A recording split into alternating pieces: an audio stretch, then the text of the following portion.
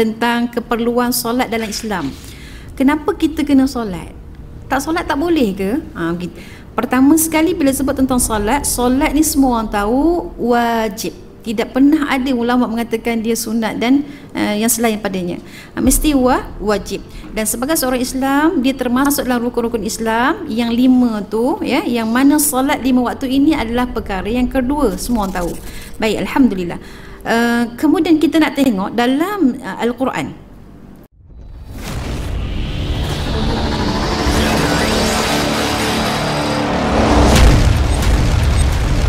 Assalamualaikum warahmatullahi wabarakatuh. Alhamdulillah, yang saya hormati Ustaz Azizul selaku penyelaras kuliah kita hari ini, tim media daripada online Majlis Ilmu, seterusnya pada sahabat-sahabat muslimat yang dikasihi sekalian. Alhamdulillah, ya, setelah sekian lama kita berkuliah secara online, Allah memberikan izin untuk kita, dengan iradah Allah juga sebenarnya kita dapat bersemuka. Alhamdulillah, satu nikmat sebenarnya bila berkumpul dalam satu majlis ilmu yang hadir adalah malaikat. Kita kena ingat tu. So sepanjang majlis ilmu kita berjalan ni, insya-Allah banyakkan berdoa untuk sesuatu kebaikan. Jadi sebab apa? Sebab masa ni malaikat ada, malaikat menyaksikan kita doa lagi mudah lagi untuk diperkenankan oleh Allah Subhanahu Wa Taala. Baik, kita sambung pengajian kita fiqh al-mar'ah ataupun fiqh wanita, muka surat 48. Bagi yang ada kitab, bagi yang tak ada kitab, disebabkan kita dah offline, Ustaz tak dapat sediakan nota di skrin lah. Baik, tak apalah, kita boleh ambil nota sendiri insya-Allah. Tak berat sangat kita punya perbincangan hari ini berkenaan dengan hukum meninggalkan solat. Baik, bila sebut tentang solat, mungkin dah lama kita tinggalkan pengajian ini, ya, dulu, tetapi disambung balik dan kita dah masuk kepada bab 2 ataupun fasal yang kedua, iaitu solat. Yang pertama itu kita bincangkan pada bulan yang lalu tentang keperluan solat dalam Islam. Kenapa kita kena solat? Tak solat tak boleh ke? Begitu kan? Baik, kita dah bincangkan yang tu dan saya tidak akan ulang lagi. Cuma hari ini kita nak masuk tentang hukum meninggalkan solat. Dan Dr. Ali Sa'id Al-Ghamidi yang menulis buku ini telah merakamkan berbagai pendapat ulama tentang hukum meninggalkan solat. Walau bagaimanapun untuk hari ini insya-Allah Ustazah akan bawakan juga pendapat mazhab dalam bab meninggalkan solat ini, apakah hukuman-hukuman dia. Mungkin ada yang kita pernah dengar dan mungkin kita jarang-jarang dengar. Baik, pertama sekali bila sebut tentang solat, solat ni semua orang tahu wajib. Tidak pernah ada ulama mengatakan dia sunat dan yang selain padanya. Mesti wajib. Dan sebagai seorang Islam, dia termasuk dalam rukun-rukun Islam yang 5 tu, ya, yang mana solat 5 waktu ini adalah perkara yang kedua, semua orang tahu. Baik, alhamdulillah. Kemudian kita nak tengok dalam Al-Quran. Pernah tak kita kaji sebelum ni? Tanya terus terang. Pernah tak kita kaji sebelum ni? Kita buka Al-Quran, kita tengok berapa kali Allah sebut tentang solat, lafaz solat. Pernah tak? Tak. Nak tahu tak berapa kali? Nak tahu. Okey, baik. Saya bacakan pendapat daripada Dr. Abdullah Al-Faqih Asy-Syantiqi, disebut bahawa lafaz dalam Al-Quran berkenaan dengan as-solah ada sebanyak 100 kali. 100 kali dalam Al-Quran ataupun 100 tempat. Jadi disebutkan tentang solat itu 100 kali dan tentang perintah, kata perintah, maknanya spesifik, perintah menunaikan solat itu berapa kali? 28 kali. Perintah secara langsung. Jadi ayat perkataan ataupun kalimah-kalimah solat itu 100 kali, perintah solat itu 28 kali. Dengan jelas disebutkan oleh Allah Subhanahu Wa Taala dalam Al-Quran. Baik, kalau kita tengok dalam muka surat 48 ni, tengok ya, disebutkan bahawa firman Allah Subhanahu Wa Taala dan basic lah, basic tentang solat ni. Baik, semua orang ada buku, boleh rujuk. Cuma di buku itu tidak dituliskan ayat Al-Qurannya, cuma diberitahu surah apa, ayat ke berapa. Jadi sebagai muqaddimah hari ini, saya bacakan ayat-ayat yang berkaitan dengan solat yang termaktub dalam kitab ini, tapi saya bacakan ayat Qurannya. Ya. Yang pertama tadi sebut tentang solat tu surah Al-Baqarah ayat 43. A'udzubillahi minasyaitonirrajim wa aqimus salah wa atuz zakah warka'u ma'ar raki'in. Itu Al-Baqarah ayat 43. Semua orang selalu dengar lah ayat ni, yakin sangatlah kan, memang selalu dengar ayat ni kan, yang mana Allah Subhanahu wa taala sebut wa aqimus salah, maknanya dirikanlah solat, wa atuz zakah, dan tunaikanlah zakat, warka'u ma'ar raki'in, rukuklah bersama-sama dengan orang-orang yang rukuk. Semasa saya dalam pengajian dulu, salah seorang tok guru saya sebut, dia kata warka'u ma'ar raki'in, membawa maksud yang lebih luas pada itu, kamu kena solat di awal waktu, maknanya rukuk bersama-sama dengan orang-orang yang rukuk. Maknanya kalau kita tunaikan solat di awal waktu, dalam erti kata berjemaah jugalah. Bila kata awal waktu tu kebanyakannya berjemaah, dan kalau kita yang wanita tak berjemaah di masjid ataupun surau, bila solat awal waktu itu sama-sama, seolah-olah satu gerombolan orang yang solat pada waktu yang sama, yang menyembah Allah pada waktu yang sama, begitu. Contoh warka'u ma'ar raki'in, rukuk bersama dengan orang rukuk. Kat situ dikatakan solat awal waktu, nak menunjukkan solat awal waktu, walaupun tidak disebut secara langsung kat situ. Baik, kemudian dalil yang seterusnya ialah wasta'inu bis-sabri was-salah. Dan mintalah pertolongan dengan Allah dengan apa? Dengan solat. Nak minta tolong dengan Allah, ya Allah saya nak sembuh ya Allah daripada penyakit, minta dengan Allah. Jadi kena solat. Allahumma salli Muhammad. Kadang-kadang kita memang rasa macam hairan, ya, kenapa orang yang sakit masih lagi tak nak solat, betul tak? Ada jumpa tak? Kita tak boleh letakkan diri kita ni macam orang yang tak tahu tu. Contoh, orang tu tak solat sebab dia tak faham. Kenapa tak faham Ustazah? Selalu dengar kat TV kot. Tak, dia tak faham ni bermula daripada apa? Bermula daripada cara fikir tu. Dia fikir tu buatkan dia tak faham. Macam mana cakap? Dia tak dapat nak fikir sampai dia faham. Gitu.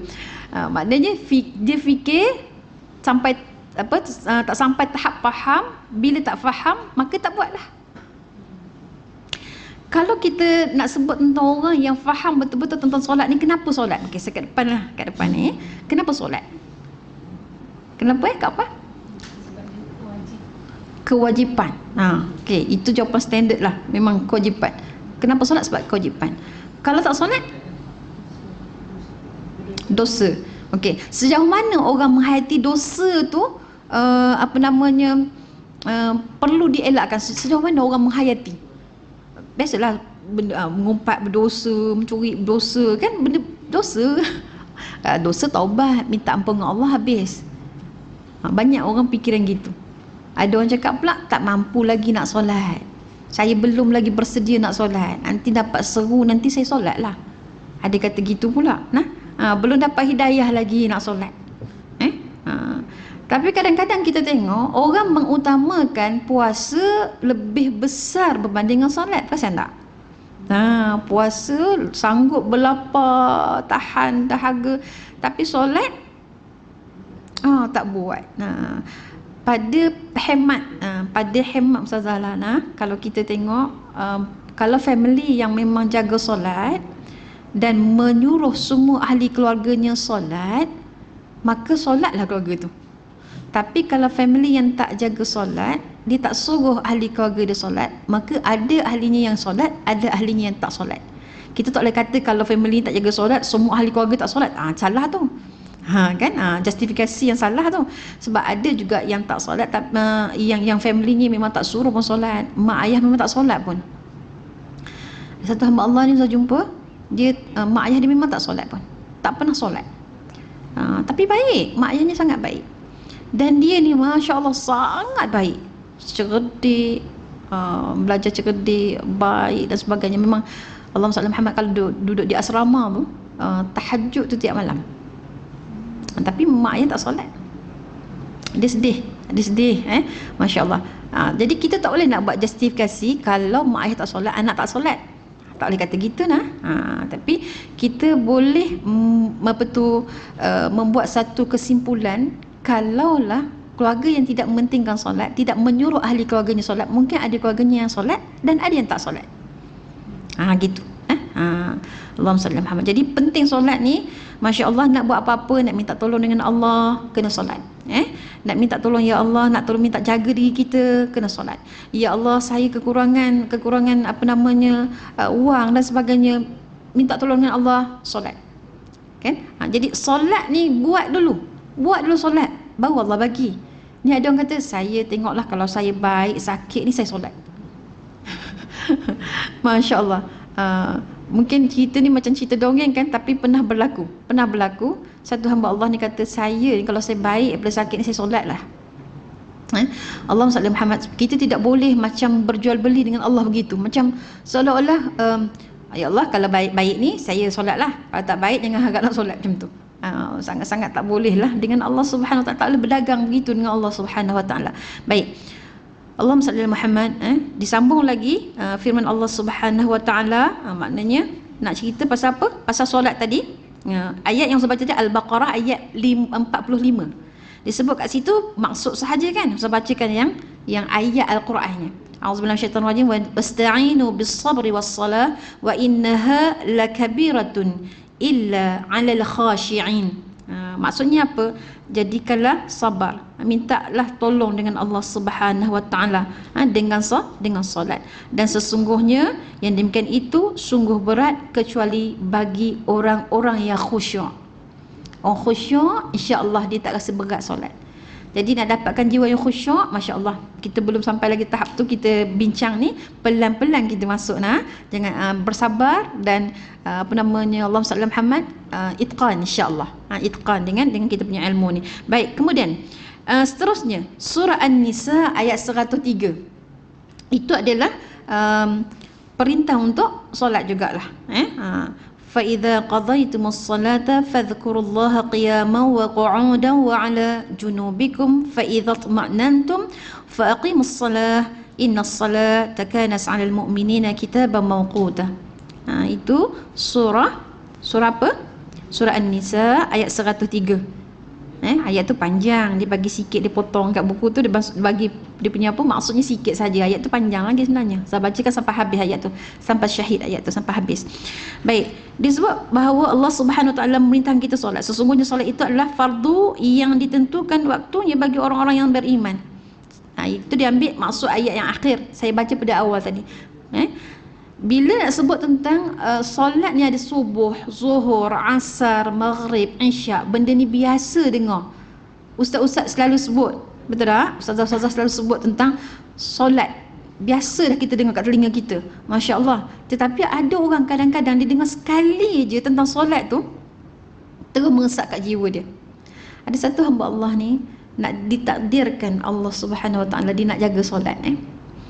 Dia cakap, dia ni orang biasa, pergi kerja, balik kerja macam biasa. Satu hari tu dia balik kerja, dia tak ada tempat nak solat kan, nak cepat, jadi dia singgah satu tempat tu, satu masjid tu, secara tidak sengaja lah. Jadi kata takut tak sempat lah, dia macam hujung-hujung waktu tu kan, nampak masjid, singgahlah, bawa kereta. Okay, nak jadi ceritanya, masa dia solat, dah siap solat, lepas tu ada kuliah. Tak sebutlah kuliah apa, masjid di mana, jangan tanya saya ya. Baik, ni sahabat saya cerita kat saya ni. Dia cerita tentang sahabat dia. Baik, kemudian kata bila ustaz tu sebut tentang memelihara solat 5 waktu. Solat ni inna salata kanat 'alal mu'minina kitaban mawquta. Solat tu dia ada waktu-waktu yang tertentu yang Allah dah tetapkan. Okey, so dia fikir. Jadi ustaz pun cerita tentang solat orang yang lewat, yang apa ni, dia tiba-tiba terasa menusuk jiwa dia, padahal berpuluh tahun dah kan dengar tentang solat. Nak ceritanya Allah nak bagi hidayah. Baik, kemudian dalam perbincangan dalam kuliah tu pula, ustaz tersebut telah ulas tentang solat sunat rawatib dan kelebihan-kelebihan dia. Terus masuk dekat hati dia. Sejak dari hari tu dia terus jaga solat sunat rawatib. Yang muakkadnya 10 rakaat lah kan. 10 rakaat tu. Yang ghairu muakkadnya ada 12. So dijaga terus. Start pada dia dengar tu, dia terus bermujahadah diri dia nak jaga solat sunat rawatib. Alhamdulillah memang dia jaga. Okay, kita pun pendek cerita. Dia diuji oleh Allah dengan sakit. Sakit, tapi Masya Allah dia sangat tenang. Nak ceritanya bila start dia jaga tu, dia balik kampung ke, dia travel mana-mana ke, dia tetap buat solat sunat rawatib tu. Hebat tak dia? Duha memang jagalah, dan juga tahajud dijaga. Allah, saya cerita naik bulu roma rasa. Masya Allah, dia sangat jaga. Kita kadang travel penat kan, amalan ni skip dululah kan. Duha dah terlepas, tak apalah, duha pun sunat je kan. Baik, tapi tak, dia bukan gitu. Dia balik kampung ke mana ke, dia tetap buat tahajud dan juga solat sunat rawatib dijaga, duha jaga. 5 waktu jagalah. Kemudian sampai tiba waktu yang dia sakit teruk, dia masuk hospital apa semua tu. Kemudian dia bagi tahulah yang sahabat dia tadi, yang cerita pada saya sahabat dia tadi tu. Dia cakap dia admit hospital, tapi dia mungkin rasanya macam lain sikit lah, dia kata keadaan dia ni. Mungkin kalau ada apa-apa berlaku pada dia gini-gini sebut, tolonglah mandikan jenazah dia, tolong sama-sama uruskan jenazah dia. Baik, tiba pada hari dia meninggal dunia tu, Allahumma salli Muhammad, bila kata dah meninggal je, sahabat dia dapat tahu dia meninggal je, tak, maksudnya jenazah tu sekejap je pergi hospital, meninggal. Kemudian dia kata sebab bila nak prosedur kan mungkin lama sikit, kawan ni pun balik lagi ambil anak kat sekolah, bawa balik rumah, tukar baju, bagi makan, pergi sebelum hospital. Tahu tak apa jadi?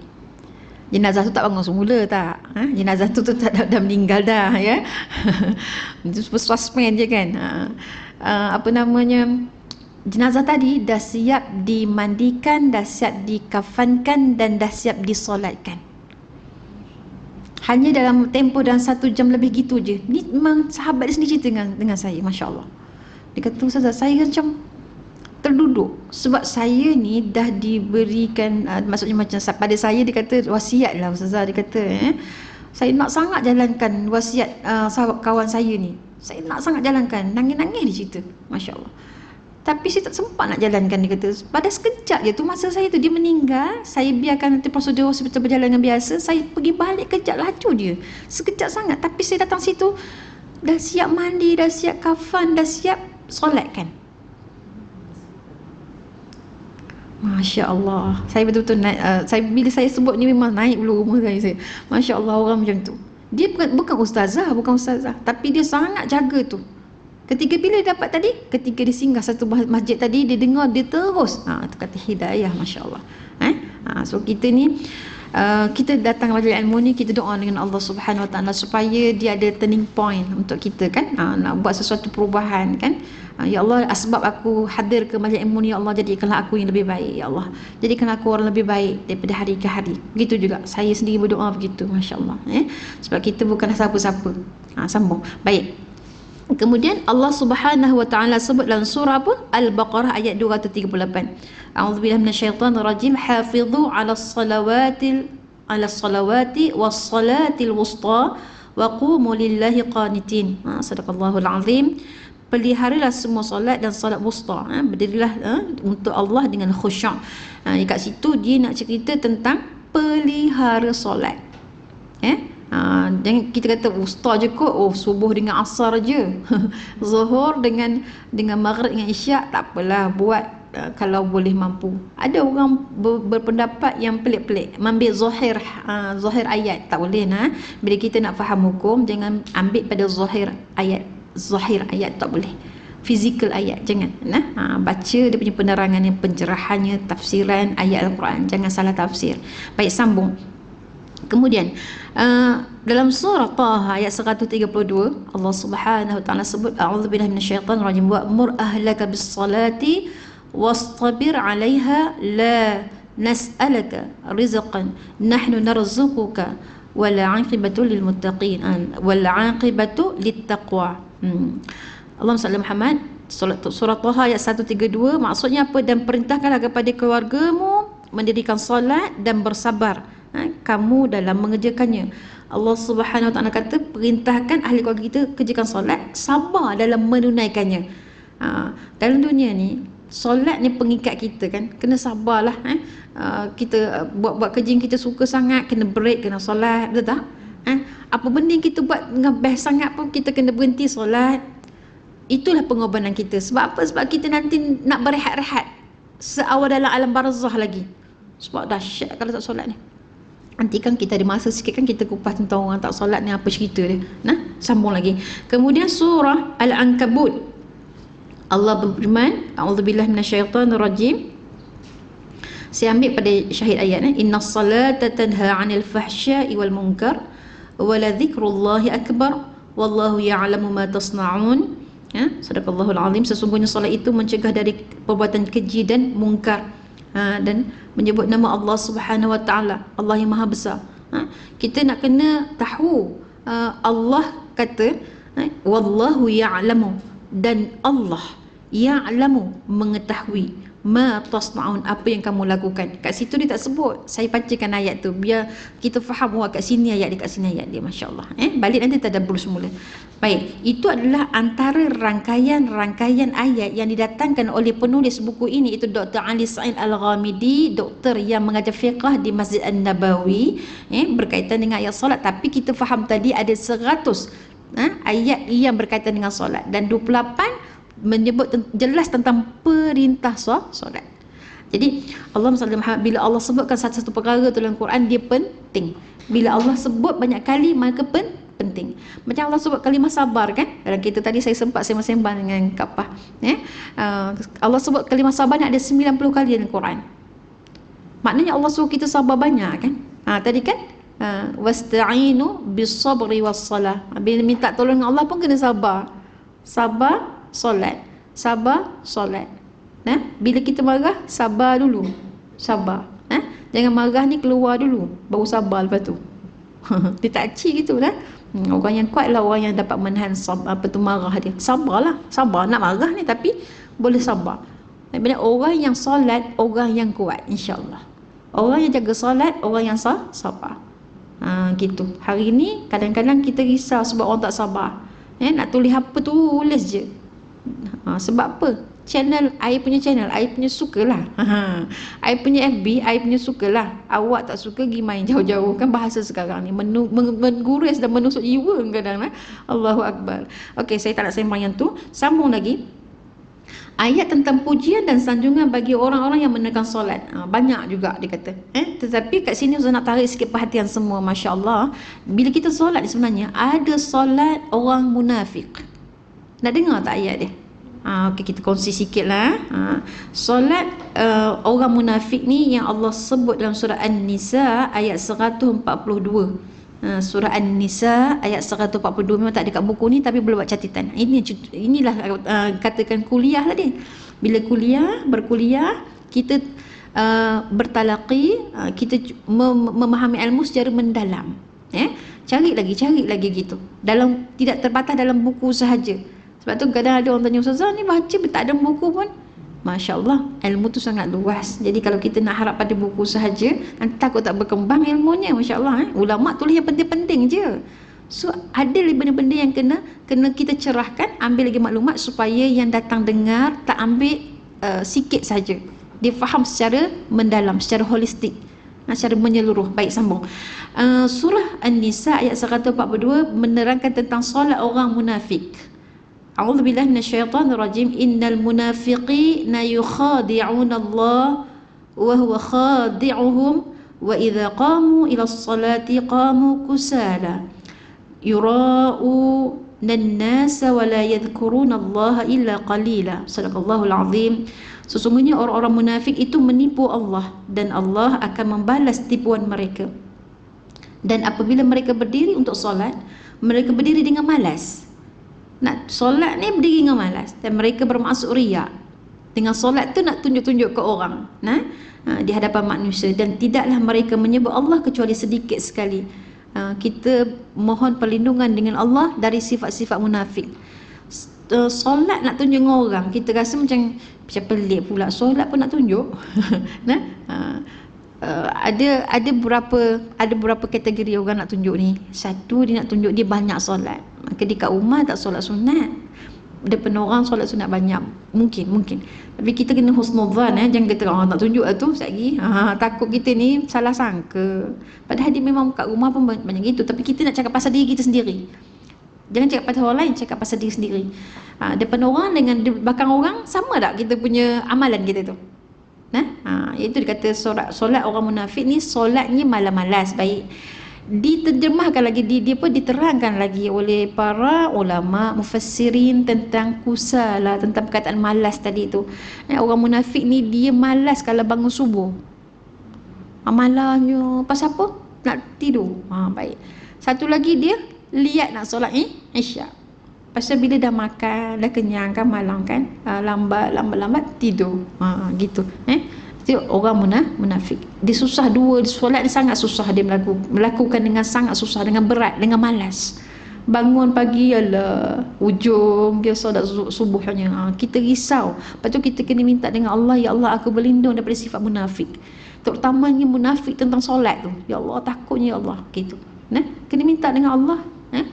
Sebab apa-apa saja kan tadi Allah katakan minta tolong dengan Allah. Dengan solat tadi, solat jaga, insya-Allah mudah-mudahan semua itu kita akan dapat keberkatan daripada menjaga solat tadi tu. Okey, sambung.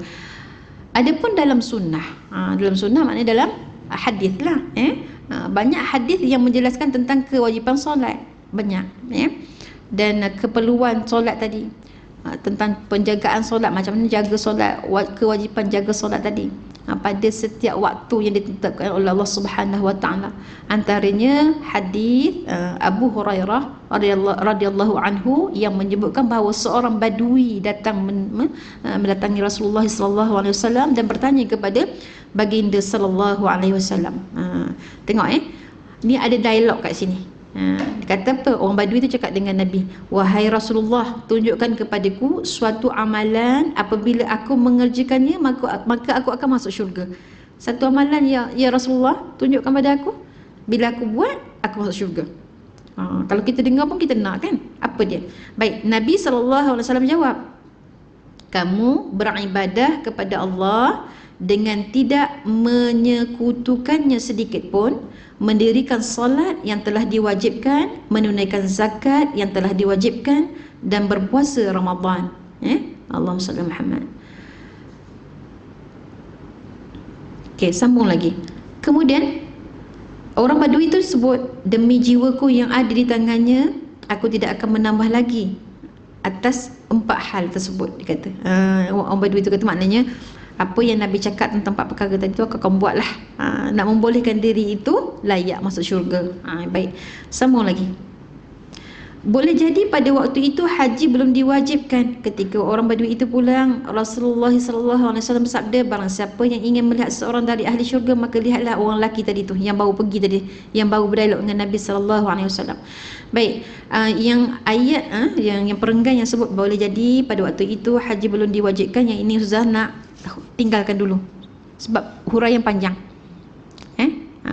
Fardu haji ni pada zaman Nabi Ibrahim dah ada. Zaman Nabi Ibrahim pun sudah ada kefarduan haji tu. Jadi saya tak nak orang salah sangka nanti. Yang tu saya tinggalkan dulu. Nanti bila ada masa yang lain kita akan terang dan cerahkan. Yang tu tanda star dulu, yang tu saya nak biar panjang dia punya huraian ni. Sambung. Abu Hurairah radhiyallahu anhu berkata bahawa dia mendengar Rasulullah sallallahu alaihi wasallam bersabda, apa pendapat kamu, kamu semua, jika satu sungai berada di hadapan rumah kamu? Cuba bayang sikit, rumah kita, depan rumah kita ada sungai. Nabi sebut bila sungai itu berada di depan pintu salah seorang rumah kamu, dia kata, dan dia boleh mandi di sungai tersebut sebanyak 5 kali sehari. Ini ma'ruf, hadis ni ma'ruf. Apakah akan masih ada sisa kotoran dekat badan dia kalau mandi 5 kali sehari? Ada sungai ni, kejap mandi 5 kali sehari dia mandi. Dan sahabat jawab, tidak akan tersisa kotorannya wahai Rasulullah, sedikit pun tak ada. Jadi Rasulullah SAW sabda lagi, dengan maksudnya itulah perumpamaan orang yang salat 5 waktu. Dengannya Allah akan menghapus segala kesalahan. Maknanya kita solat tadi Allah hapus dosa, solat lagi Allah hapus lagi dosa, solat lagi Allah hapus lagi dosa, begitu. Masya Allah. Allahumma salli Muhammad. Sambung lagi. Orang yang meninggalkan solat pula berarti dia telah kufur. Jadi yang ini nanti saya bawakan pendapat mazhab-mazhab dalam bab kufur solat ni tadi. InsyaAllah kita sambung, kita baca dulu yang dalam buku ni. Orang yang meninggalkan solat tadi berarti dia telah kufur, menyimpan dari ajaran agama dan juga berhak mendapat siksaan yang paling keras. Dan Allah Subhanahu Wa Taala berfirman, yang mana bermaksud, maka datanglah sesudah mereka pengganti yang menyia-nyiakan solat dan menuruti hawa nafsunya, maka mereka kelak akan menemui kesesatan. Kalau kita nak tengok dia punya ayat dia, surah Maryam ayat 59. Maryam ayat 59. Okey. Kemudian sambung lagi, kesesatan yang dimaksudkan ini firman Allah dalam surah Al-Muddathir ayat 42 sampai ayat 43. Maksudnya, apakah yang memasukkan kamu ke dalam saqar? Apakah yang masukkan kamu dalam saqar? Mereka menjawab, kami dahulu tidak termasuk orang-orang yang mengerjakan solat. Bila malaikat tanya, apa yang menyebabkan kamu dimasukkan ke dalam saqar? Allah Subhanahu Wa Taala berfirman dalam surah Al-Muddathir, yang menyebabkan mereka ini masuk ke dalam saqar. Allah tanya, apakah yang kamu buat dulu menyebabkan kamu masuk kat sini? Mereka jawab, sebab kami dulu bukan orang yang mengerjakan solat. Allahu Akbar. Dan sedangkan keterangan daripada sunnah adalah sabda Nabi sallallahu alaihi wasallam, bainar rajuli wa bainal kufri tarkus salati. Dia kata pembeza bagi orang lelaki yang muslim dan juga orang kafir adalah meninggalkan solat. Jadi kalau orang lelaki itu muslim tapi dia meninggalkan solat, maka tidak ada beza dia dengan kafir. Sebab itu kita kena ada pembeza kita. Bila muslimah, seorang wanita Islam dengan wanita yang bukan Islam, bezanya solat. Tapi risau juga kita. Sampai bila orang tak Islam ni fikir macam tak ada apa pun dia ni, dia pun solat tapi tak tutup aurat. Macam dia kata pada dia tak ada apa pun. Maksudnya agama dia pun dengan agama dia pun sama. Risau juga orang Islam ni yang solat tapi tak tutup aurat. Sangatlah merisaukan juga. Itu kita bahaskan hari lain. Hari ini kita bahaskan solat sahaja. Sambung. Allahumma salli Muhammad. Nabi juga bersabda dengan maksud dengan satu hadis yang mana tentang perjanjian antara kita, tentang solatnya, al-ahdul ladzi bainana wa bainahumus salatu faman tarakaha faqad kafar. Perjanjian antara kami dan mereka ialah solat, dan siapa yang meninggalkannya maka dia telah kafir. Kita berjanji dengan Allah Subhanahu Wa Taala, buat satu perjanjian dengan Allah.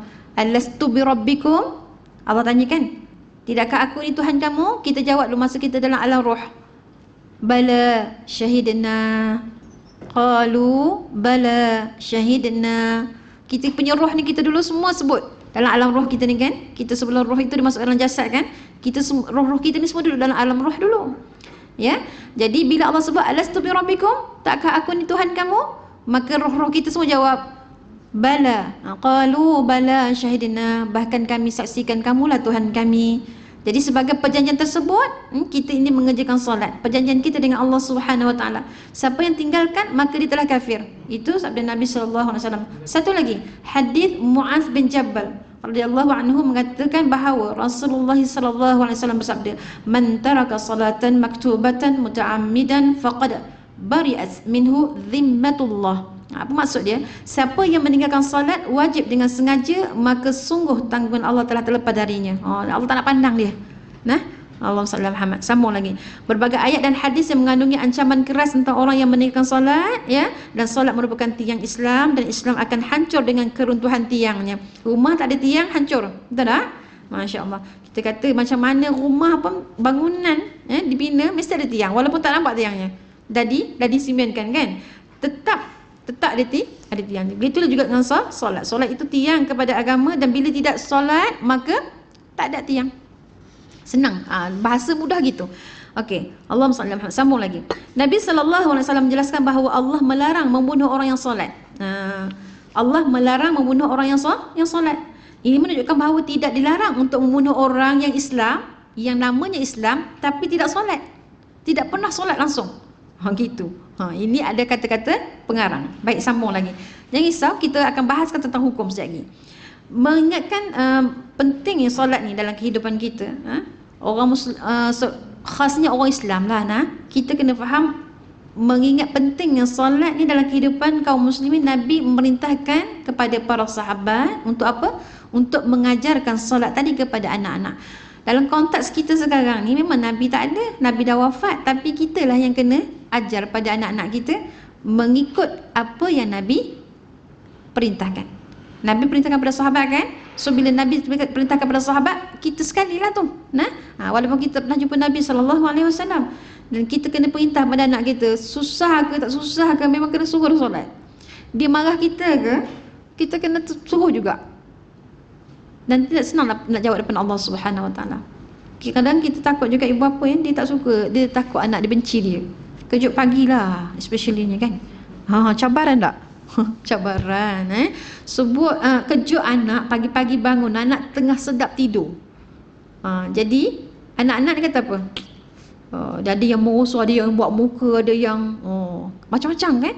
Jadi kita ni sebagai ibu ni jangan cepat terkesan dengan tindakan anak tu, dan jangan rasa nanti anak marah dia pasal kita kacau dia tidur. Jangan ada persepsi macam tu. Kena kejut, kena kejut. Biar dia marah kita, jangan Allah marah kita. Senang cakap, kejut. Tapi janganlah kejut apa namanya ganas benar, bawa air sebaldi jiruh dia lah. Sekejut elok-elok dia bila kita kejut dengan marah, jatuh kat marah dia tu lah. Kejut dengan hati, dia jatuh kat hati. Itu saya punya tok guru saya ajar. Cakap dengan lembut, jatuh kat hati dia. Cakap dengan marah, jatuh kat marah dia. Sebab tu dia tak boleh tak boleh absorb. Dan menurut satu kajian, ibu ayah kena suruh anaknya solat 375 kali sehari. Kena sebut banyak kali supaya dia melekat. Kalau nak suruh lekat lah. Masya Allah, saya pun berkali je kan. Jadi sebenarnya memang ibu ayah ni memang kena solat, mari kita solat, bangun solat. Memang kena banyak kali solat sebut. Macam itu. Wallahualam. Sambung lagi. Allahumma salli ala Muhammad. Jadi kena ajar pada anak-anak untuk solat pada Allahumma salli ala Muhammad dan kaum keluarga lah, adik-beradik semua.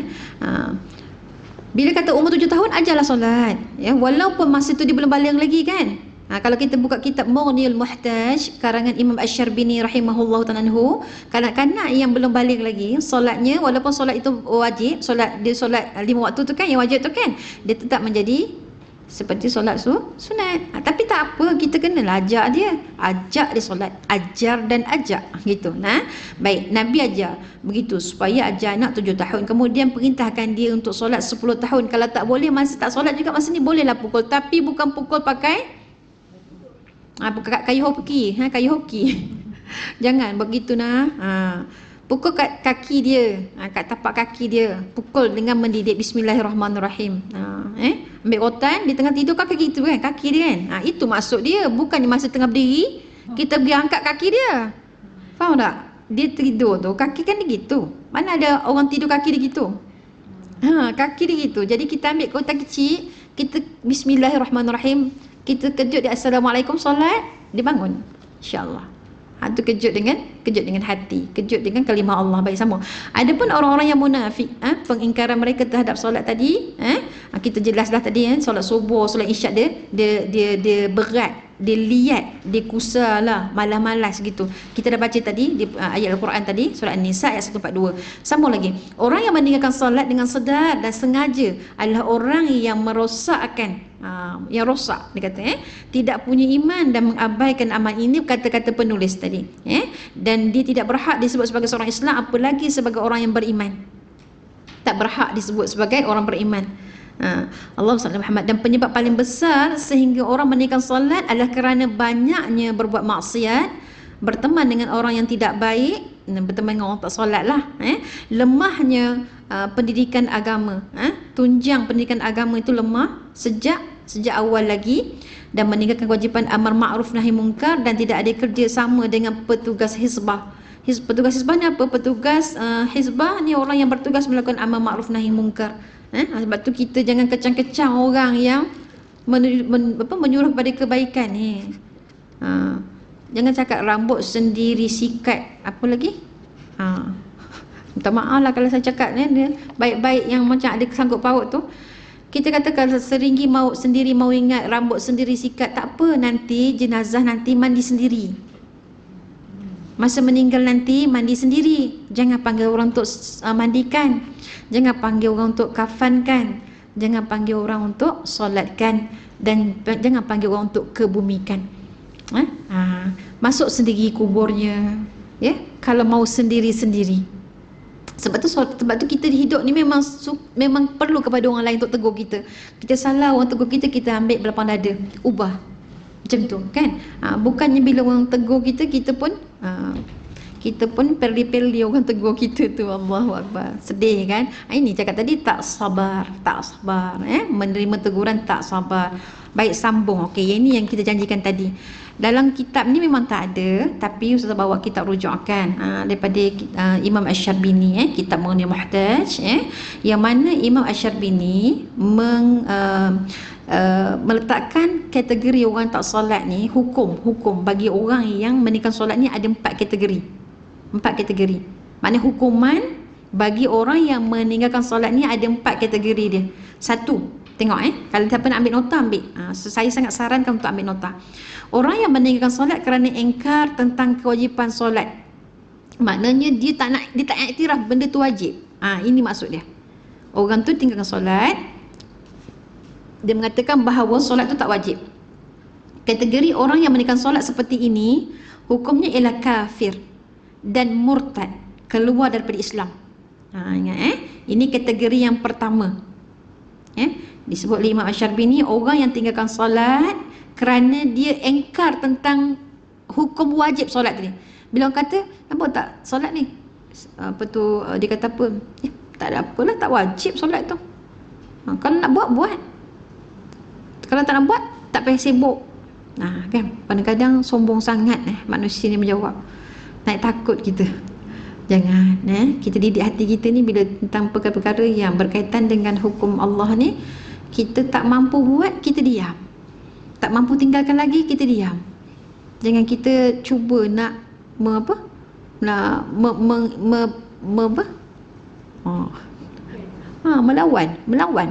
melawan apa yang Allah cakap tu. Tak boleh lah. Sambung. Baik, sambung. Jadi kalau sengaja dia kata ini bukan wajib, tak wajib pun dia kata, dia engkar dengan arahan wajib tadi tu, orang ini kategori dia kafir dan murtad, keluar pada Islam. Dalil bagi hukum ini ialah sabda Nabi SAW, al-fariqu bainal mar'i wasyirki wal kufri tarkus salati. Penentu antara seorang dengan syirik dan kufur ialah meninggalkan salat. Itu Nabi sebut.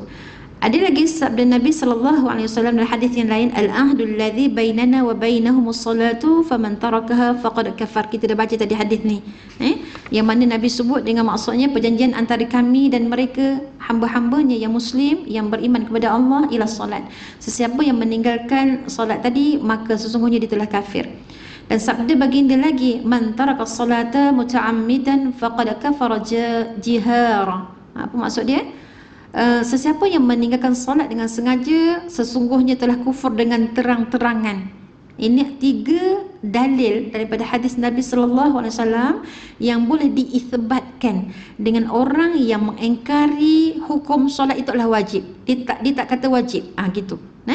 Dia tak nak mengaku bahawa hukum itu wajib, maka dia telah kufur dan juga murtad. Baik, At-Tirmidzi meriwayatkan bahawa sahabat Nabi SAW tidak melihat suatu amalan yang meninggalkannya menjadikan kufur selain pada solat. Solat ni kalau tinggalkan terus kufur. Puasa kalau tinggal kufur tak? Nanti kita bahaskan tentang puasa pada hari tajuk puasa lah, pada tajuk puasa. Sambung. Imam At-Tabrani meriwayatkan sabda Nabi SAW dengan maksudnya kurang iman orang yang tidak amanah, tidak sah solat orang yang tidak bersuci, tidak ada agama bagi orang yang tidak menunaikan solat, dan kedudukan solat itu dalam agama adalah umpama kedudukan kepala pada badan. Solat itu umpama kepala. Kalau tak solat, umpama tak ada kepala, bagus. Jadi kalau kita tengok buka rumah tu, Assalamualaikum, buka, tengok semua orang tak ada kepala, apa cerita? Larilah Ustazah, takkan nak tunggu kan? Gitu. Takut kita kan? Itu perumpamaan orang tak solat lah, tak ada kepala lah. Umpamanya. Baik, sambung. Manakala orang yang meninggalkan solat kerana malas, dia tinggalkan solat tapi kerana malas, kerana meringan-ringankan solat tadi, maka ulama telah berselisih pendapat dalam menentukan hukum orang yang seperti ini. Baik, tadi keadaan pertama, kategori yang pertama tadi ialah orang yang ditinggalkan solat sebab dia tak beriman dengan wajib tadi tu. Dia tak nak mengiktiraf wajib tadi. Itu dah totally dikata kufur dan juga murtad. Faham Baik. Yang ini yang kita nak bincangkan lagi ni ialah kategori orang yang ditinggalkan solat, dia ringan-ringankan solat, dia tak buat solat sebab dia malas ataupun dia ringan-ringankan tadi tu. Jadi kat sinilah ulama berselisih pendapat tentang orang yang macam gini. Nak bagi hukuman apa ni? Okey, tengok. Yang pertama, Imam Ahmad bin Hanbal rahimahullahu ta'ala anhu berpendapat bahawa orang yang meninggalkan solat kerana malas hendaklah dihukum bunuh. Allahu Akbar, takut dengar. Imam Ahmad bin Hanbal menyebut bahawa orang yang meninggalkan solat kerana malas hendaklah dihukum bunuh kerana kufur berdasarkan zahir hadis-hadis yang telah lalu, yang telah kita bacakan tadi, yang menunjukkan bahawa meninggalkan solat adalah antara punca menjadi kafir. Dan pendapat ini dipegang oleh ramai dari kalangan para sahabat dan juga tabi'in seperti Umar, Abdurrahman bin Auf, Muaz bin Jabal, Abu Hurairah, Abdullah bin Mas'ud, Ibnu Abbas radhiyallahu anhuma, Jabir dan Abu Darda radhiyallahu anhum. Antara para tabi'in yang berpegang dengan pendapat ini ialah Ishaq bin Rawahiyah, Abdullah bin Mubarak dan juga yang lain-lain lagi yang pegang pada pendapat ini bahawa orang yang tinggalkan solat kerana malas hendaklah dihukum bunuh. Sudah. Habislah ni malas solat. Kenapa tak solat? Malaslah solat, sikit solat. Ada orang jawab gini. Allahu Akbar, takut dengar kan. Jadi kita minta dengan Allah, ya Allah, kalau hari ni saya solat, ya Allah, janganlah engkau pusingkan hati saya supaya saya tak solat pula nanti, saya takut, ya Allah. Kan macam tu juga. Jangan kita kata, bujur saya solat. Patut kita kata, ya Allah, jangan putarkan hati saya ni, saya sedang jaga solat saya, jangan putarkan saya tak jaga solat. Kena cakap macam tu. Kena minta dengan Allah Subhanahu Wa Taala. Baik, sambung. Fuqaha mazhab Maliki. Apa maksud fuqaha? Ahli-ahli fiqh. Ahli-ahli fiqh. Ulama-ulama fiqh lah. Dalam mazhab Maliki. Dan juga mazhab Syafi'i. Berpendapat orang yang meninggalkan solat tanpa keuzuran. Dia tinggal solat sengaja, bukan uzur. Meninggalkan solat hendaklah diminta bertaubat. Dia kata kalau orang tadi meninggalkan solat tadi, hendaklah dia diminta untuk bertaubat. Dia kata orang yang meninggalkan solat tanpa keuzuran, walaupun hanya meninggalkan satu solat sahaja, dia tinggalkan solat tanpa keuzuran, walaupun satu sahaja solat yang ditinggalkan, hendaklah diminta orang tadi tu bertaubat dulu. Selama berapa hari? Selama 3 hari. Ini pendapat siapa? Imam Syafi'i, fuqaha dalam mazhab Syafi'i dan juga dalam mazhab Maliki. Penting ni. Jadi kena minta orang tadi tu bertaubat. Kalau tinggal satu zuhur tadi, tertinggal ke sengaja tinggal? Tinggal sebab tak ada apa-apa masyaqqah, tak ada apa-apa keuzuran lah, dia tinggal. Sebab syok makan, tinggal solat. Sembang. Eloklah sembang tu dengan orang tak solat. Kawan tu cuti belaka, cutilah. Kita ambil husnuzan lah, kawan cuti belaka. Dia tak cuti sebenarnya, dia tak ABC. Jadi orang perempuan tahulah ABC tu apa kan. Tapi dia pun seronok lah, makan dah. Habis dah waktu. Kawan pun tanya, tak solat dah? Habis dah waktu habis dah. Macam tu je jawapan dia. Orang macam ni walaupun satu waktu tadi ditinggalkan, dia kena buat apa? Dia kena bertaubat. Selama berapa hari? 3 hari.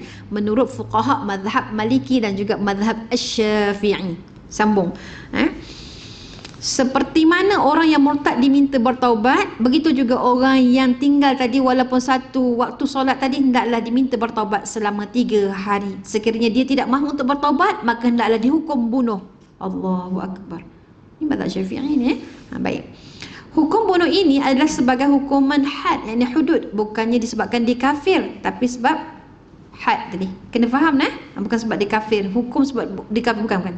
Sebab dia had, dia meninggalkan solat tadi. Itu kena faham. Dan orang seperti ini tidak dihukum kufur kerana i'tikadnya masih benar. Hadis-hadis yang secara terang-terangan, sebab apa kata i'tikad benar? Dia faham solat tu wajib, dia mengakuilah iktiraf wajib, tapi dia tak buat.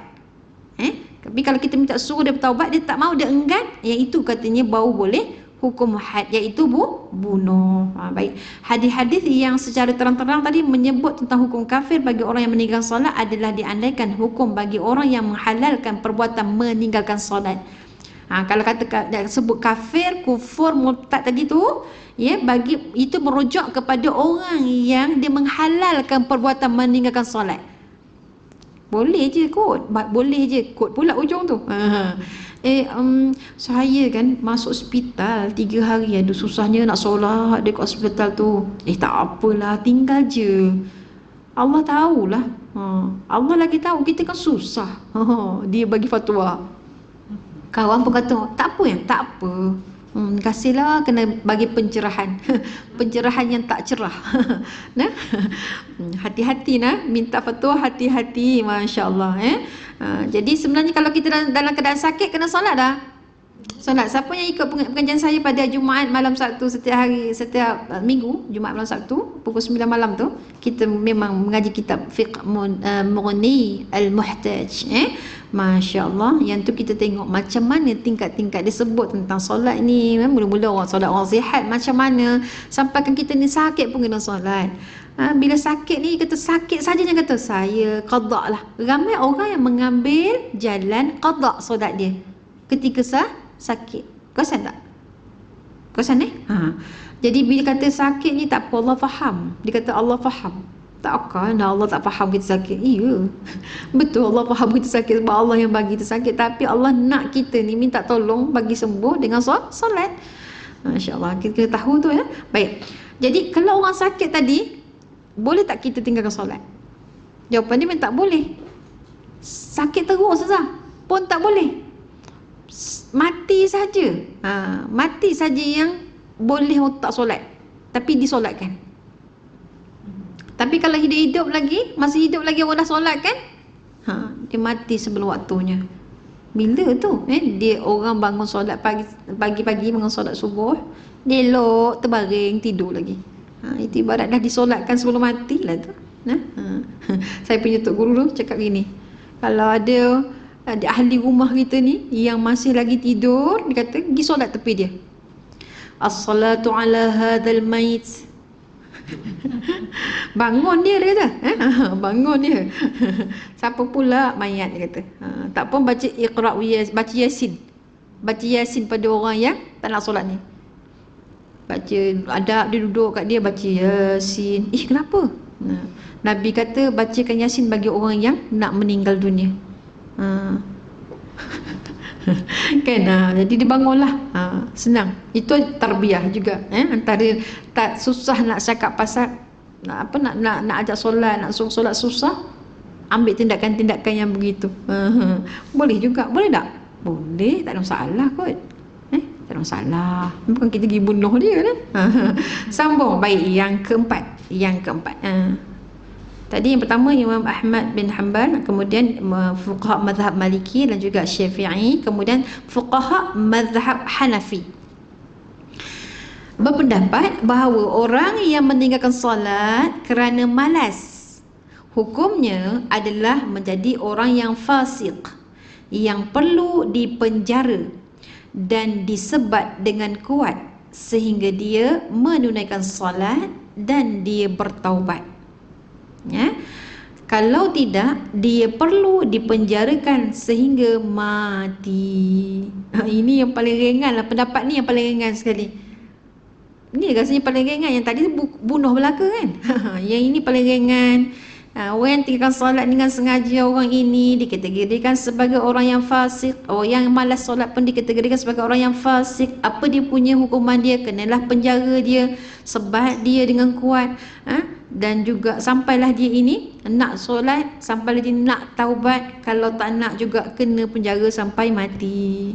Ada lagi pelbagai lagi huraian ulama mengatakan bahawa tak boleh bagi dia makan. Selama dipenjarakan tu tak boleh bagi dia makan kerana tak solat dan sebagainya.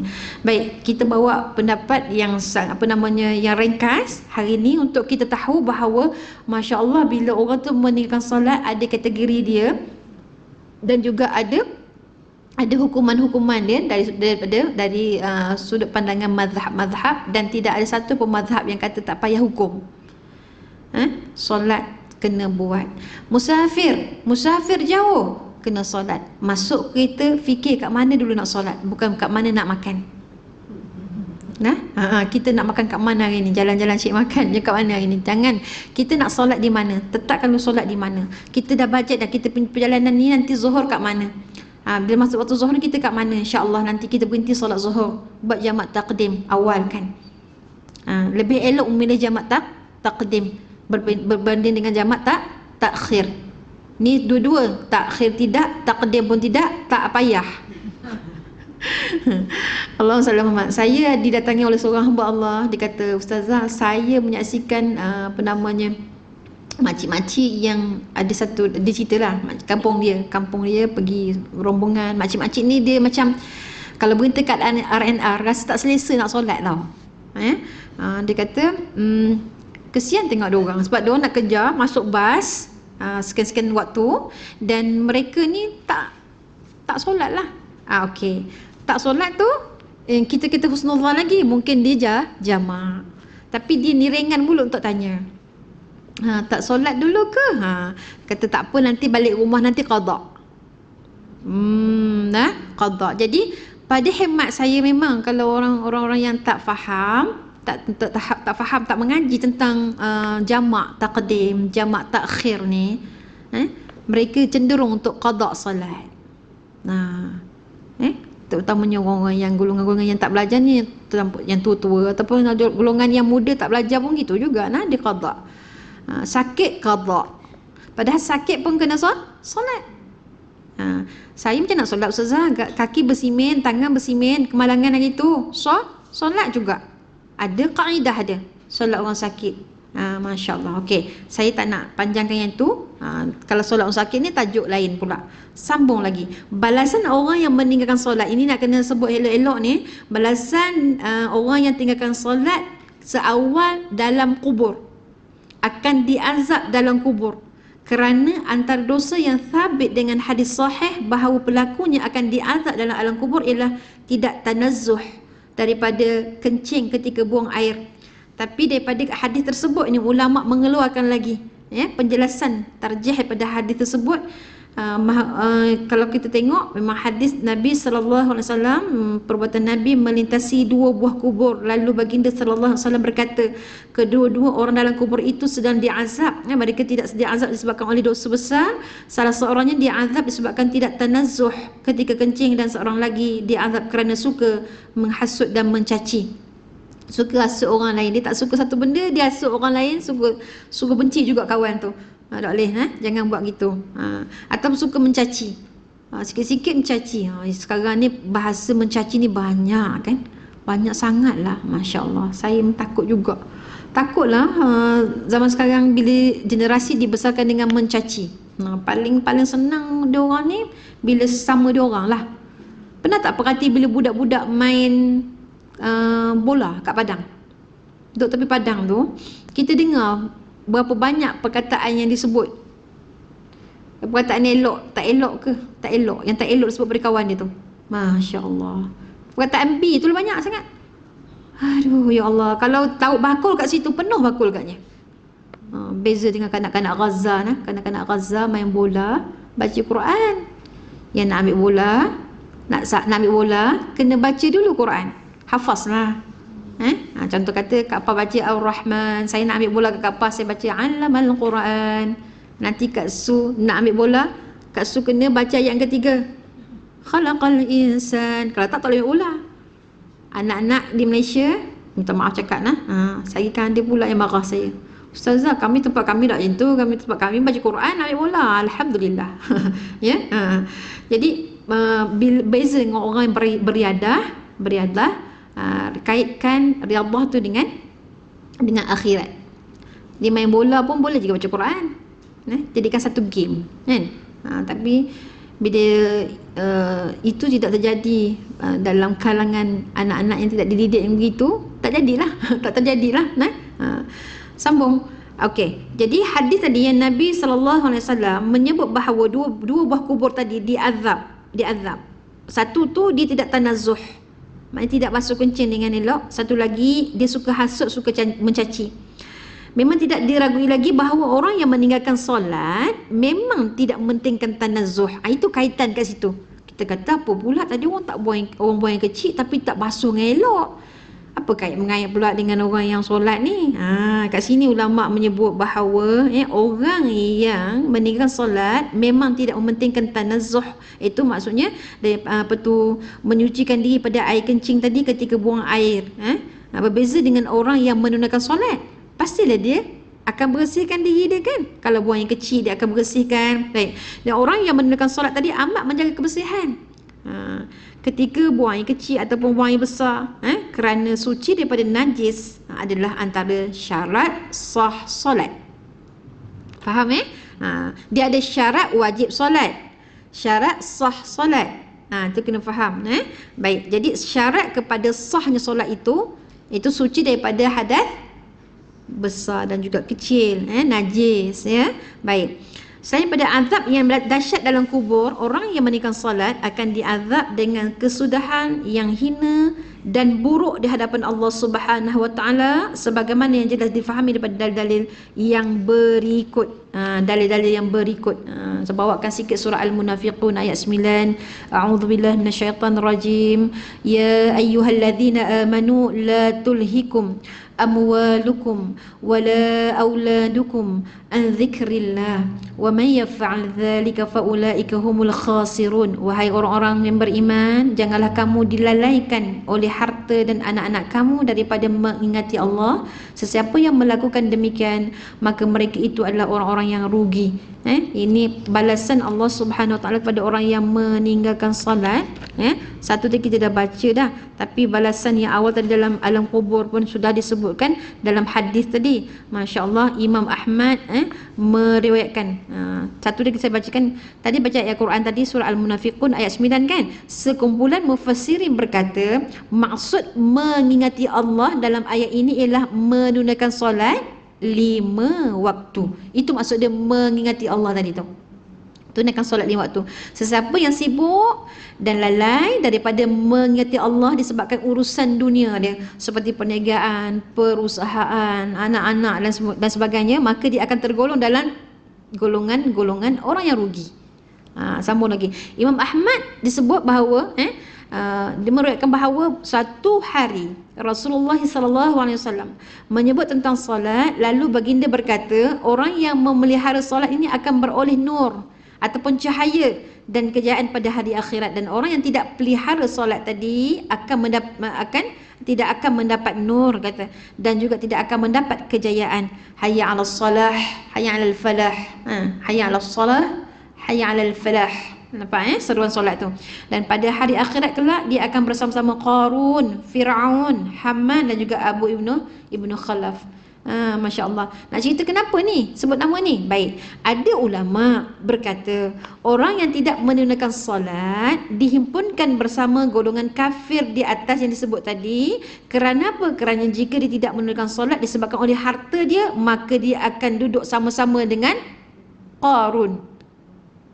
Qarun harta dia banyak kan. Kita sebut harta Qarun tu. Harta dia lah.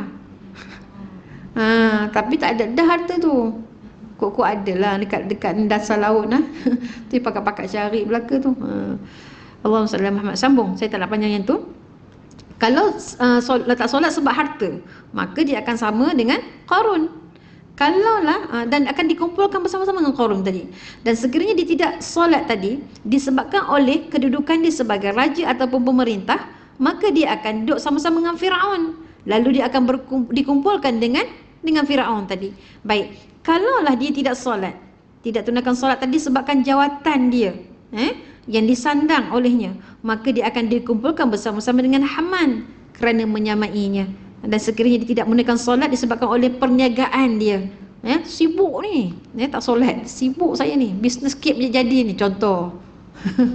Janganlah ustazah sensitif kita. Saya berniaga kek, okey, bisnes lain lah. Okey. Disebabkan bisnes tadi tu dia tak solat, maka dia akan bersama-sama dengan Abu Ibnu Khalaf, iaitu seorang peniaga kafir Mekah. Peniaga kafir Mekah, lalu dia akan dikumpulkan bersama-sama dengan Abu Ibnu Khalaf tadi. Masya-Allah. Risau kita kan? So kita hari ni kategori mana? Mudah-mudahan tak adalah kategori tadi tu. Kategori kita kategori solat. Baik, alhamdulillah, sambung. Diriwayatkan daripada Ibnu Abbas radhiyallahu anhuma telah berkata, dengan maksudnya sesungguhnya Rasulullah sallallahu alaihi wasallam telah bersabda, dengan maksudnya sesiapa yang meninggalkan solat maka dia akan bertemu dengan Allah dalam keadaan dia murka terhadapnya. Dalam keadaan Allah murka terhadapnya. Itu adalah bahasan-bahasan orang yang dia meninggalkan solat tadi. Dan meninggalkan solat adalah antara dosa yang paling besar dan maksiat yang paling dahsyat di sisi Allah. Dan Allah telah mengancam orang yang meninggalkan solat dalam Quran dan melalui lidah Nabi sallallahu alaihi wasallam. Tengok masa kita meninggal nanti, roh kita ni kan akan keluar pada tubuh kan, pada jasad kan. Okey. Ke mana agaknya roh kita tu akan dibawa? Ke mana roh kita tu akan dibawa? Berjumpa dengan Allah. Di langit yang pertama. Dan kalaulah seseorang itu tidak solat, dia dah fail masa langit pertama tu lagi dah fail dah. Macam mana keadaan roh tu? Roh itu akan dihempas, dicampak ke bumi semula. Masya Allah. Sebab tu kita takut sangat bab solat ni. Memang kena selesaikan sungguh-sungguh lah. Sakit pun kena solat. Jangan kita berpendapat sakit nanti saya qada. Kompor sebelah hari punya sakit, qada. Jangan. Solat. Ya. Kaedah kena belajar. Kaedah solat orang sakit kena belajar. Baik, sambung. Allahumma salli ala Muhammad. Sambung tadi, bila kata meninggalkan solat tadi, antara dosa yang paling besar dan paling dahsyat sekali, maksiat yang paling dahsyat di sisi Allah, dan Allah telah mengancam orang yang meninggalkan solat tadi dalam ayat-ayat Allah, dalam ayat Al-Quran, surah Maryam ayat 59. Boleh cek nanti yang mana Allah sebut dengan perkataan fasawfa yalqauna ghayya. Saya ambil sikit fasawfa yalqauna ghayya. Apa maksudnya? Akan dicampakkan ke dalam ghayya. Ibnu Abbas radhiyallahu anhuma menyebut ghayya ialah satu lembah dalam neraka Jahannam, yang mana bekas-bekas air dalam neraka tersebut meminta lindung pada Allah daripada kepanasan ghayya tadi. Allah. Panas, neraka panas. Mahsyar dah panas, neraka lagi panas. Kepanasan di mahsyar itu disebut. Saya pernah baca dalam satu penulisan Allahumma salli ala Muhammad, kepanasan sepanjang matahari itu ada bersinar, kepanasan itu sepanjang bersinar. Berapa lama dah matahari bersinar? Kepanasan tu dikumpul dan diletak di satu tempat, itu di mahsyar. Panas tak? Panas. Sampai kan ada orang di mahsyar ni kan dia haus, datanglah malaikat Zabaniyah bawa air. Disebut bahawa bila sampai di dagunya, bekas tu sampai kat dagu pun sudah luruh dia punya isi muka ni habis luruh pasal panasnya tadi tu. Masya Allah.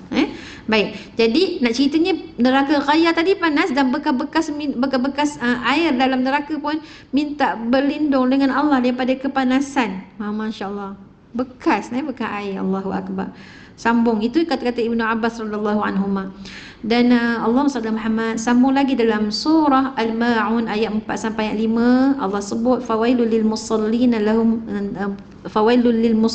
alladhina hum an salatihim sahun. Celakalah bagi orang-orang yang menunaikan salat, iaitu mereka yang lalai daripada menunaikan salat. Dan ada berbagai tafsiran berkenaan dengan ayat tersebut, yang mana Sa'ad bin Abi Waqqas dan juga sekumpulan para sahabat Nabi sallallahu alaihi wasallam berpendapat lalai daripada solat ialah meninggalkan solat sehingga habis waktu solat. Lalai je kan, sembang tengok handphone, lalai habis waktu solat. Dan mereka meriwayatkan satu hadis marfu' yang disandarkan kepada Nabi sallallahu alaihi wasallam, dan mereka berkata bahawa Rasulullah sallallahu alaihi wasallam ditanya tentang ayat ini, lalu baginda sallallahu alaihi wasallam berkata, dengan maksudnya mereka ialah orang yang menunaikan salat di luar waktunya. Kan, dah habis waktu dah. Gitu. Ataupun dia qada. Dia kata dah habis qada lah. Tak ada benda sebab dia sengaja tinggalkan kan. Jadi yang ini yang menjadi perbahasan kita hari ini. Ustazah, saya tu memang sengaja dulu zaman-zaman agogo dulu. Zaman agogo lah. Ya. Memang banyak tinggal solat. Jadi kalau katakan tak boleh nak qada, ya Allah, susahnya hati saya. Nah, sebab saya sengaja tinggal masa tu. Qada lah, innallaha ghafurur rahim. Qada lah, ya. Qada, Allah terima tu kerja Allah. Kita kerja kita buatlah. Apa tu, dan kita dah menginsafi kan, insaf kita punya solat yang tinggal tu, taubat kita sungguh-sungguh taubat, ya. Jadi kita minta ampun dengan Allah, saya tinggal dulu ya Allah dengan sengaja ya Allah, saya tidaklah bermaksud untuk katakan solat itu tidak wajib, tapi saya masa tu sengaja tinggal, minta ampun ya Allah, qada. Nah, Allah faham, Allah tengok kita, Allah tengok kita, ada usaha kita di sisi Allah lah. Penilaian di sisi Allah Subhanahu Wa Taala, walaupun ada ulama mengatakan bahawa yang tertinggal itu akan dihukum. Gitu. Allahu alam. Allahumma salli Muhammad. Sambung lagi. Wailun tadi tu kan. Fawailul lil musallin kan. Wail tadi tu disebut wail bermaksud sangat panas. Ada pendapat mengatakan wail itu satu lembah dalam neraka. Tadi ghaya, ni wail pula, satu lembah dalam neraka Jahannam. Yang kalau bukit dunia ni melintasi tempat tu, wail tadi tu, dia akan menjadi cair kerana kepanasan yang sangat dahsyat. Allahu akbar. Bukit pun jadi cair. Kita macam mana nah? Itu yang kita takut. Itu adalah balasan-balasan yang orang yang meninggal solat. Dan Hamad bin Asim berkata, Mus'ab bin Sa'ad berkata kepada bapanya, wahai bapaku, apakah pendapat engkau berkenaan dengan firman Allah Subhanahu Wa Taala, fawailul lil musallin alladhina hum an salatihim sahun. Siapa dari kalangan kita ni yang tidak lalai, kata bapa dia, siapa dari kalangan kita yang tidak mengalami lintasan fikiran lain ketika solat. Maknanya kita tadi tak lalai dengan solat, satu hal. Nombor dua, dah solat dah, tapi masa tengah solat tadi banyak sangat melintas-lintas, ikan tak goreng, baju tak sidai. Nampak macam ya je tu. Ya. Dan dia kata, bapanya menjawab, kata bukan begitu maksud ayat tersebut. Sebab anak dia kata, wahai bapaku, tengoklah ayat ni, fawailul lil musallin alladzina hum an salatihim sahun. Mana mungkin aku boleh terlepas dalam kategori ni, dia kata. Sebab solat aku pun aku akan teringat juga benda lain, akan melintas juga. Melintas bila air tak bayar lagi, contoh. Ya. Sambung lagi. Jadi bapa dia kata bukan begitu. Yang dimaksudkan dengan ayat itu ialah lalai dari menunaikannya sehingga habis waktu. Allahumma salli Muhammad. Sambung lagi. Ada juga di kalangan mufassirin yang berkata orang yang lalai dalam solat ini, terhadap solat ini, ialah orang yang sekiranya dia mengerjakan solat di awal waktu tidak akan mengembirakan hatinya. Ada separuh mufassirin yang berkata begitu. Mufassirin ni maksudnya apa? Ahli-ahli tafsir, ya, ahli-ahli tafsir, ya, menyebut tentang kalaulah orang tu yang lalai tadi tu, disebut orang tu di solat awal waktu dia tidak mengembirakan hatinya, dan jika dia melewat-lewatkannya di akhir waktu tidak akan sedih pula. Maknanya relax aja. Solat amdan ni, solat zuhur, kau apa ni pak suku, relax Ada yang orang perempuan sayang nak tanggal make upnya. Jangan marah kat saya ya. Dia takut nak tanggalkan make upnya, nak pakai berkali-kali, bazir nanti. Sekali tanggal, buatlah 2 kali terus solatnya. Solat zuhur, merangkap asar. Lewatkan zuhur, awalkan asar. Bahagia rasa dah solat, dia kata. Asar ni setiap hari mesti on time. Sebab tadi menunggu tadi. Kalau zuhurnya mestilah hujung time. Allahu akbar. Jangan, ya. Mudah-mudahan kita tak buat macam tu, ya. Okey, sambung. Dalam hadis yang menceritakan peristiwa Isra, ada disebut bahawa Nabi SAW dibawa kepada satu kaum yang menghantuk-hantukkan kepalanya ke batu, dan setiap kali mereka menghantukkan kepala ke batu itu, kepala mereka akan elok semula. Maknanya dah pecah, cantum balik. Macam tu. Maka mereka berterusan melakukan perbuatan tersebut, dan Nabi SAW berkata dengan maksudnya, wahai Jibril, siapakah mereka itu?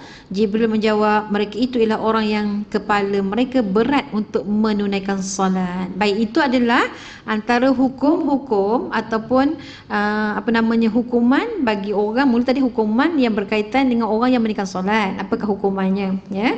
Yang kedua tentang pembalasan bagi orang yang meninggalkan solat, ya. Di sisi Allah pembalasannya macam mana? Dan kita dah bincang tadi dalam alam barzahnya macam mana, dan ketika di apa namanya, di akhirat nanti macam mana. Begitu. Allahumma salli ala Muhammad. Saya buka soalan untuk semua bagi nak bertanya. Kita ada masa lebih kurang 11 minit lagi. Ada soalan? Faham Melaka dah? Bab solat. Ya, sila.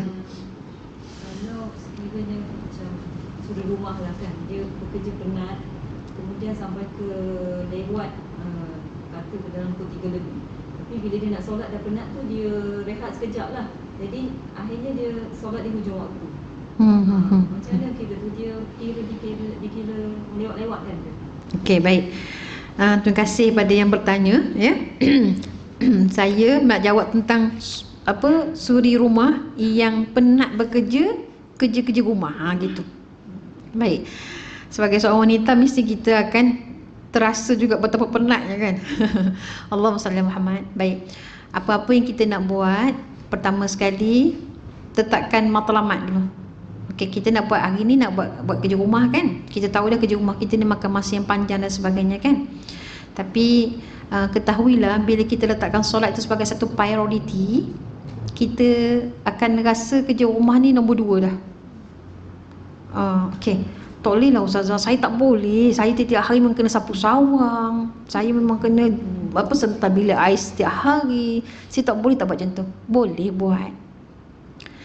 Tapi kalau kita ni mengerjakan tadi, kerja-kerja rumah tadi sampai bila nak kerjakan kewajipan kepada Allah Subhanahu Wa Taala, Tuhan pemilik segala segala rumah-rumah.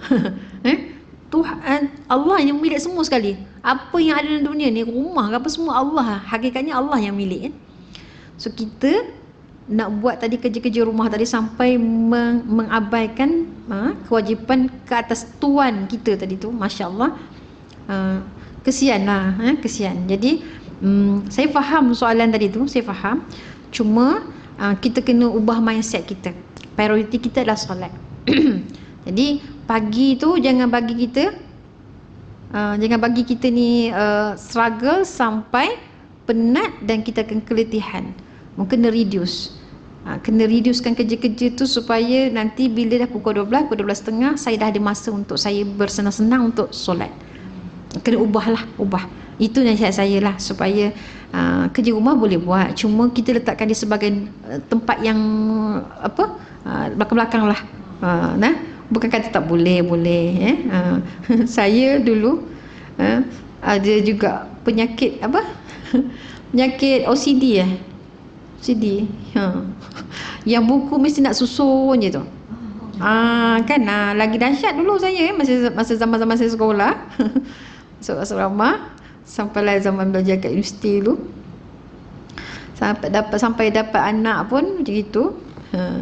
Jadi sebenarnya dia telah membuatkan kita ni rasa susah lah sebenarnya. Bila dah menyapu ada sampah pun pergi sanggup pergi pungut kan. Jadinya tak apalah, ada sapu ada sampah, biar dulu, jangan rasa macam susah hati sangat.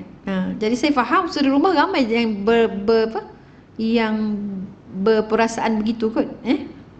Kena tak kod belakang tu, saya kata tak tepat kan, marah dia kat saya. Ramai suri rumah dia suka tengok rumah dia bersih. Bila kotor sikit kan, dia rasa susah hati, dia jadi memaksa diri dia kan. Dialah plumber, dialah semua dialah. Dialah chef, dia juga plumber yang baiki segala kebocoran bilik air pun dia juga. Jadi dia penat ke arah tu. Okey, nasihat saya untuk diri sendiri dan juga untuk semua sahabat-sahabat saya yang saya kasihi, kita letakkan prioriti solat dulu. Prioriti solat itu yang utama, prioriti keutamaan lah.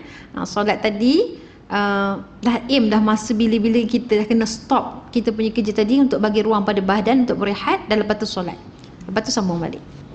Macam tu. Contoh kalau pagi kita nak buat apa, pilih dulu kerja-kerja yang pagi ni.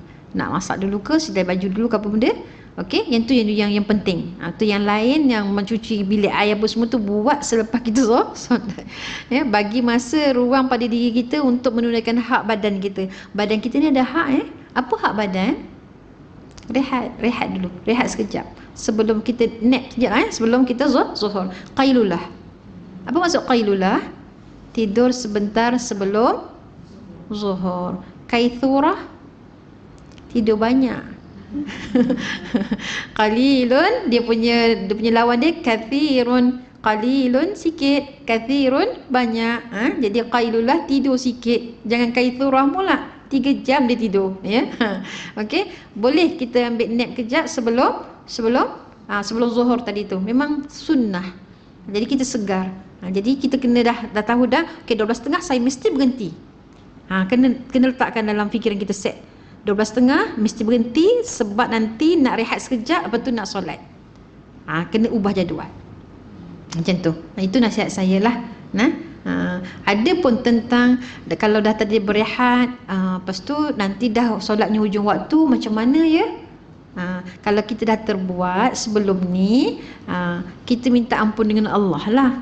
Tuhan pemilik solat tadi tu, ya Allah, saya tidak bermaksud untuk solat lambat, ya Allah, begini, dan sekarang ni saya iltizam untuk solat lebih awal daripada yang selalu saya buat gitu. Yang dah lepas, minta ampun dengan Allah. Saya lebih suka cakap begitu. Saya tak nak letakkan hukum sekian. Kita dah belajar tadi fawaidul lil musallin, ulama dah ulas banyak tadi tu, dan saya tak nak letak kategori gini sebab semuanya dah faham. Cuma dah terbuat tu, benda dah berlalu kan, so kita minta ampun dengan Allah dan kita cuba ubah kita punya jadual tadi tu, insya-Allah. Sama-samalah. Ni pertanyaan tu daripada seorang, tapi sebenarnya mengena pada semua pun. Kita ni kan kadang-kadang betul, kadang-kadang tak terlampau banyak kerja, kita tak perasan. Ya, masya-Allah. Jadi kita kena ubah, insya-Allah. Mudah-mudahan kita boleh ubah, minta tolong dengan Allah.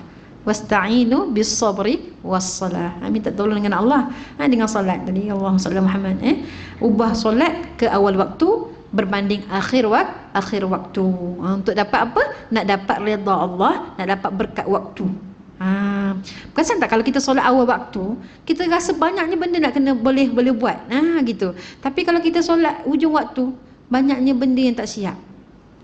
Perasan kan? Masya-Allah. Jadinya orang yang menjaga solat ni, insya-Allah dia punya apa? Dia ada perbezaan. So kita ubahlah kita punya jadual tadi tu.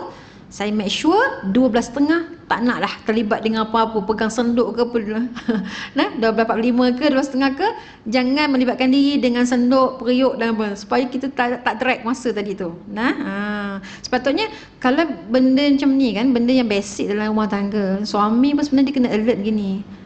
Kalau dia tengok isterinya masih lagi di dapur pukul 12.30 tu, dia kena dia dah sama-sama dah, supaya nak memastikan isteri tadi boleh solat awal. Ni isterinya dengan anak sebelah dukung lagi, yang ni nangis lagi, diarahkan jadi suami isteri dia, ni apa awak ni anak, dia boleh pergi surau dengan jayanya, balik kan, awak apa tu tak tanya pun isteri tu dah solat ke belum. Silap, sangat silap besar yang berlaku dalam rumah tangga. Sebab tu kita ada anak lelaki, didik anak lelaki kita macam mana nak didik sebuah keluarga. Jangan double standard dalam mendidik anak. Yang perempuan kita suruh dia gini-gini, yang lelaki kita suruh dia tengok TV. Salah sangat tu. Sebab itu yang menjadi tradisi dalam masyarakat kita hari ini, yang lelakinya, anak lelaki kita hantar makanan sampai ke lutut, kita tidak suruh dia sama-sama involve untuk menyediakan makanan tengah hari apa semua tu. Masya-Allah, yang itu nanti rugi di kemudian hari. Rugi sebab dia bentuk keluarga yang tak syar'i lah. Tak comel.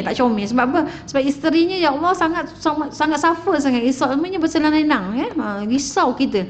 Itu semua boleh melibatkan ataupun dia akan terkait dengan ibadah isteri itu sendiri. Mana solatnya pun kadang-kadang saya berapa ramai jumpa isteri, masya-Allah, minta maaf ceritalah, share sikit, tapi bukan share apa pun, share keadaan isteri yang banyak mengadu, ya Allah ustazah, masa saya zaman muda dulu saya memang tak solat pun, tak sempat saya rasa.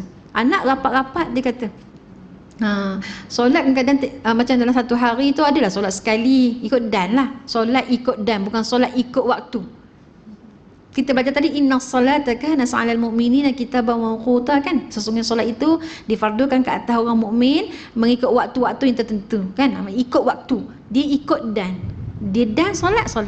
Suami tak pernah tegur, Nah, bila dah apa, dah berumur sikit, umur dah masuk dah 50, jumpa kelas-kelas, join kelas, Allahu Akbar, rasa rugi sangat. Tapi alhamdulillah Allah bagi hidayah kan untuk kita perbaiki.